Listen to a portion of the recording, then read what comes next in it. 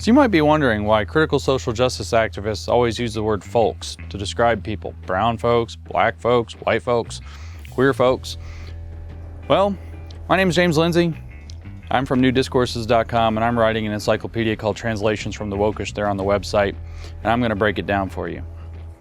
There are a lot of reasons that they use the word folks. It depends on where you're looking. The queer theorists, for example, use the word folks so they can have a gender-neutral alternative to hey guys or ladies and gentlemen, something like that.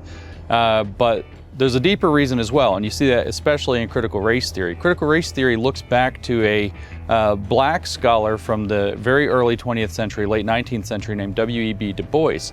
And Du Bois went to Germany, and he studied there with Gustav von Schmoller, who was a scholar particularly of another German philosopher called Herder, who was a great nationalist and believed in folk national identities. So when they say brown folks or black folks or white folks, what they're trying to do is put those groups into a kind of a nationalistic type identity that's rooted in their race. So we're talking about race nation thinking at the level of folks.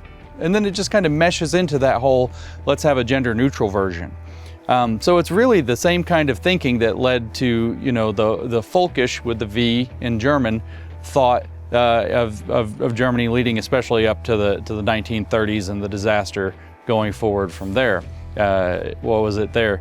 Ein Volk, ein Reich, ein Führer, right? That same folk, exactly the same folk with the exact same lineage. W.E.B. Du Bois brought it to the United States, and The Souls of Black Folks was the name of the big book that he wrote, I think in 1903. Now, there's a variation on this, F-O-L-X, folks, and that obviously derives more from the queer theory side, where we have to be not just gender neutral, but double gender neutral, I kid you not, and in fact, queer affirming. So when you see these words like F-O-L-X, folks, and you see that X stuck on the end of a word, usually what it means is a signal to queer affirming, that we're going to say that not only are we talking about whatever it is that we're talking about, but that we're going to give a special nod to queer theory as well.